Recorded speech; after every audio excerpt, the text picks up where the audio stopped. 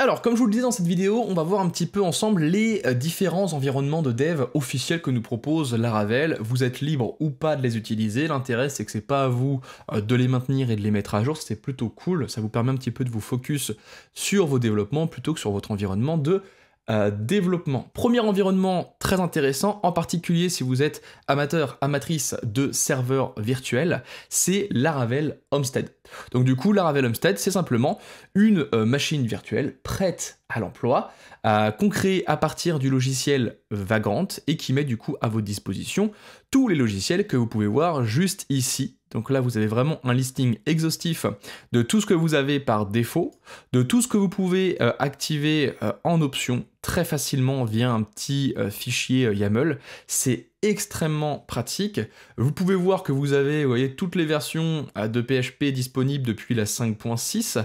Vous avez du Nginx, du MySQL. Vous avez vraiment tout ce dont vous avez besoin en fait pour faire tous vos projets PHP. Et donc là, je vous le dis, si jamais c'est pas clair, ça n'est pas dédié à la création du coup de projet Laravel. C'est vraiment fait pour tous vos projets, PHP en particulier, mais également vos sites statiques ou autres, vous pourrez les gérer avec ce serveur virtuel. Et du coup, je ne peux que vous conseiller de l'utiliser, en particulier si vous avez un PC avec un minimum de ressources, puisque vu qu'ici on parle de serveur virtuel, on parle d'allouer des ressources de façon définitive à votre serveur virtuel. Ça veut dire que dès qu'il sera démarré, il va utiliser 2, 3, 4 gigas de RAM par exemple, si jamais vous l'avez réglé comme tel. Et donc du coup, si vous avez par exemple un PC relativement limité en termes de mémoire vive, eh bien, ça peut un petit peu ralentir son fonctionnement quand vous venez lui allouer des ressources matérielles. Donc pour ma part, je l'ai énormément utilisé, je l'utilise encore très régulièrement, mais j'avoue que je lui ai préféré maintenant la deuxième solution dont je vais vous parler dès maintenant. Et donc cette deuxième solution, c'est Laravel Sail. Laravel Sail, c'est un environnement de dev comme Laravel Homestead, sauf que cette fois-ci, ça fonctionne avec Docker et du coup, ça va vous créer des conteneurs plutôt qu'un serveur virtuel. L'intérêt, c'est qu'ici, les ressources sont mutualisées entre votre machine hôte et vos conteneurs, donc du coup, c'est beaucoup plus light. Ça démarre beaucoup plus vite également, une fois que vous avez fait un démarrage initial pour télécharger les différentes images dont vous aviez besoin. Mais du coup, c'est plutôt très rapide. Et si jamais vous vous posez la question de est-ce qu'il faut maîtriser Docker pour pouvoir utiliser Laravel Sail, la réponse est non. C'est bien d'en avoir des toutes petites bases pour comprendre comment ça fonctionne derrière, mais sinon vraiment en fait Laravel Sail va se contenter de vous générer un fichier dockercompose.yaml en fonction du coup de la configuration que vous aurez indiquée par rapport à vos besoins, et ensuite du coup c'est ni plus ni moins qu'un Docker Compose Up qui va être fait. Donc si jamais vous êtes vraiment un grand débutant avec Docker, vous pouvez utiliser sans aucun problème Laravel Sail, et même si vous n'avez jamais utilisé Docker, une simple petite introduction à ce logiciel devrait suffire à vous mettre à l'aise avec Laravel Sail.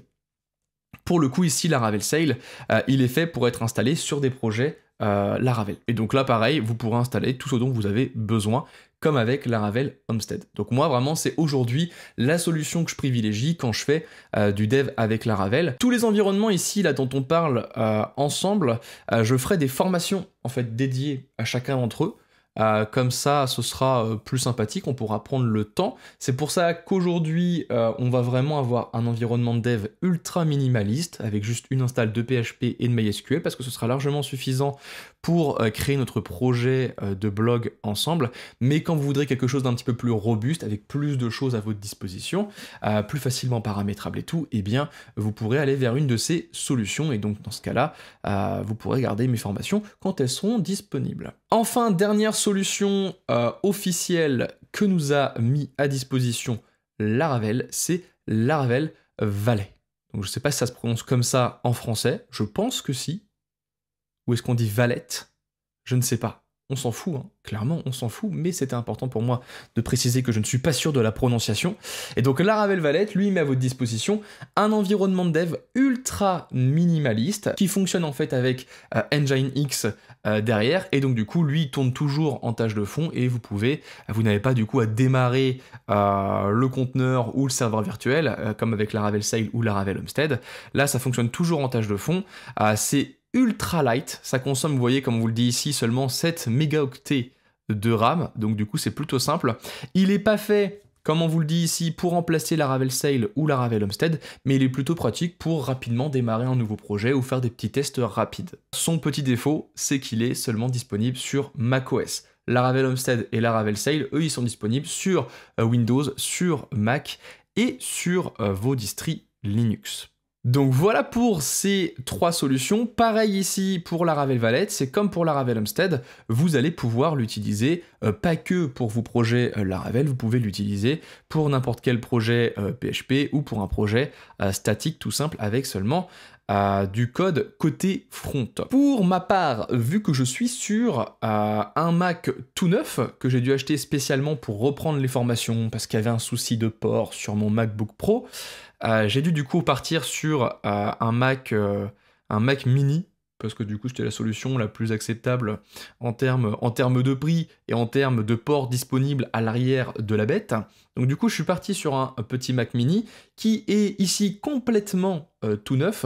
J'ai juste réinstallé moi VS Code puisque c'est l'éditeur que j'utilise, mais sinon derrière j'ai quasiment rien installé, en tout cas rien pour le dev, et donc c'est super cool parce que ça va me permettre dans la prochaine vidéo de venir réinstaller tout ce dont j'ai besoin pour faire tourner un projet Laravel, et comme ça si ça marche pour moi, ça devrait fonctionner également pour vous. Si jamais vous êtes sur Windows, encore une fois, soit vous venez installer une des solutions ici que je vous ai proposées, alors ça demande un minimum, on va dire, d'indépendance de pouvoir faire ça.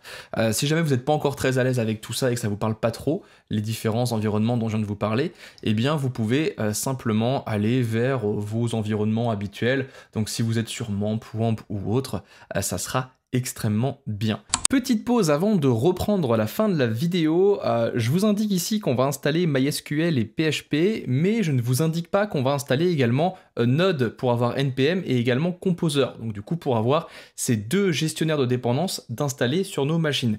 Ça sera important pour la suite puisque on viendra les utiliser dans les futures vidéos de cette formation.